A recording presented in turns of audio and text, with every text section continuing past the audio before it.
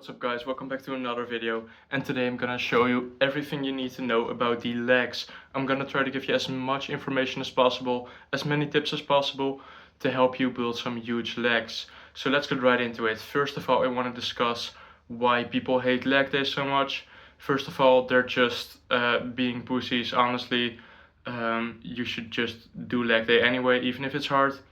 But there's also a really big issue and a reason why people hate legs, and it's because their leg days suck, because they don't take them seriously and they think that they need to do some sort of 20 set leg day with all sorts of hard exercises, too many sets, super high intensity, reps past failure, which is just not a good idea in general.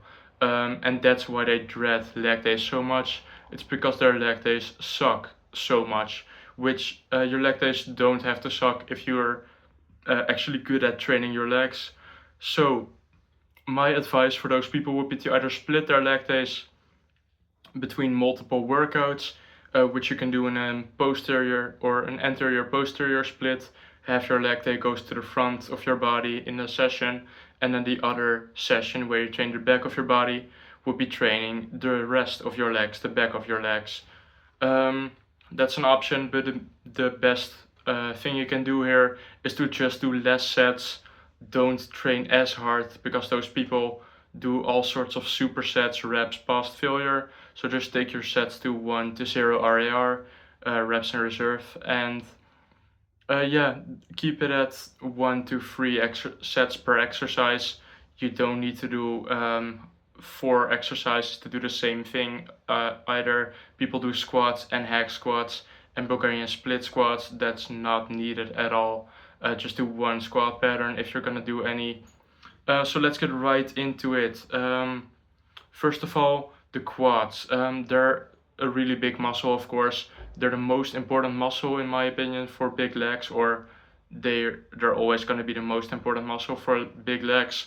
And your quads consist of 4 heads. One of them actually doesn't get trained when you're doing a squat. It's called your rectus femoris.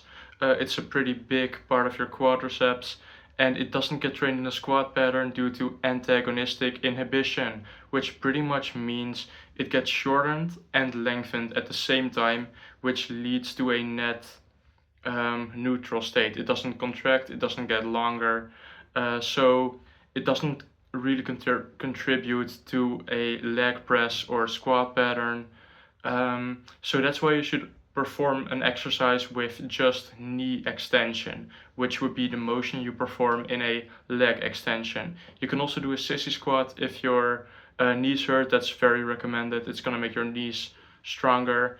You can also do reverse Nordic curls, which honestly sucks, so I would stick to a leg extension. And yeah, that's pretty much it. Just make sure you do a leg extension, and then also a leg press or squat pattern if you want to. It's oftentimes very enjoyable to also do a squat pattern, like some heavy squats. Don't go overboard, maybe 2 sets each. If you're training a muscle, if you're training your legs twice a week, which I'm assuming you are, you can do 2 sets of a leg press, 2 sets of a leg extension, and you should be fine. Next up is going to be your hamstrings, and your hamstrings are pretty much exactly the same muscle as your quads in regarding the way you should train it. And what I mean by that is, one of your hamstring heads, your biceps femoris short head, does not get trained well if you're doing a hinge. It does not perform hip extension. So if you're doing a deadlift or an RDL, straight leg deadlift, you're not going to train your rectus femoris or biceps femoris short head. So for that muscle, you should be performing knee flexion. So you need a seated leg curl in your workout if you want to hit your entire hamstring. So my advice: hamstrings are probably not that important in my opinion. If you care about your hamstrings, I would do a seated leg curl and then maybe also a straight leg deadlift to buy some other regions of your hamstrings. But if you just want to make some gains, you're not that serious about your hamstrings, you can just do a seated leg curl, you'll be fine. Next up is going to be your glutes, and your glutes perform hip extension. Your glutes are probably the muscle that gets trained wrong the most. All the gym girls, they obviously do 4 sets for their glutes. They think that it trains all sorts of different muscle regions, but in reality, they're just doing multiple exercises of a single motion, which would be hip extension. That's the function of your the biggest glute muscle you have, the gluteus maximus. So you should be performing one exercise for hip extension, which could be a hip thrust, for example. That's going to be a great exercise. It's not going to be a lot of quads, not going to be a lot of hamstrings, so that leaves you with just glutes. So that's why a hip thrust or a hip thrust pattern is generally the best glute exercise. And then you also have to target some of the upper glute fibers some more, and your other glute muscles, which are very small muscles, by the way. So this is a detail that you can add on to your glute training if you care about it. A lot of girls do, of course. So you should also be performing hip adduction, abduction, which means spreading your knees out. You also have adduction, which is in, but that's not a glute function. So you should be performing hip abduction. Every gym has that machine, or almost all gyms have that machine. Yeah, that's it for the glutes. Next up is going to be your calves. First of all, in my opinion, a very overrated muscle. I don't train them myself because I don't care for them.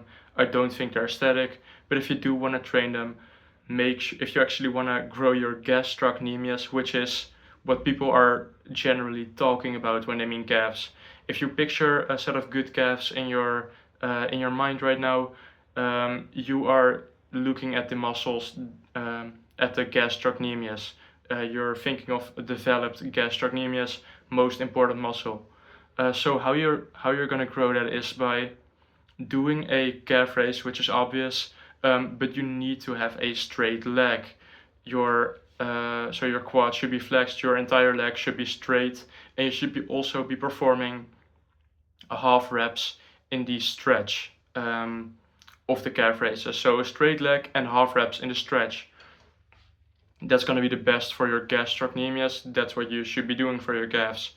And the tip I have for people is to pause for 1 second at the bottom of the stretch, because I see some people, they just do half reps in the stretch, but they're just kind of bouncing around, which would be ego lifting, right? So you should just be pausing at the bottom for a second if you want to have good form. Next up is going to be your adductors. This is the most underrated leg muscle. It's going to be your inner thigh muscle. It's very big, honestly. It's a really big muscle. So what developed adductors are going to do is they're going to make your leg look a lot bigger from the front. So obviously you're flexing your quads, which is to one side of your leg, but your inner thighs are going to be super developed if you have big adductors. They're going to make your legs look like 1.5 times bigger if you have really developed adductors. And almost nobody has developed adductors. Keep that in mind. Almost everybody neglects your adductors. So how you're going to train it? Very simple. Hip adduction, adduction, which is the opposite motion of the glutes. Pretty simple. There's not any other muscles or any other functions you need to train. It also can get trained in hip extension, but you don't need to worry about that. It's already going to get covered in your hamstring training if you're doing a straight leg deadlift. But for your adductors, what a lot of people find is that the machine is just way too easy. When my first day of the gym, I also was able to max out the adductor machine. So yeah, those machines are just way too light. So what you can do to make it heavier is, first of all, you can do it with one leg at a time, which kind of sucks because you're gonna be having to keep your entire body straight whilst you're pushing with one leg. Not very stable at all, of course. So the second solution, which I'm more of a fan of, is get a gym pin or just load on more plates onto the stack with the regular pin. You should be able to go very heavy, honestly. And my best tip out there, which is what I personally do, is to train your adductors isometrically. And isometrically means not moving. So what I'm doing is I put the adductors all the way to the middle, and then for 3 seconds I push into them as hard as I can. For 3 seconds, then I rest, and I repeat that 3 times over, and that counts as to 1 set. Why do I do this?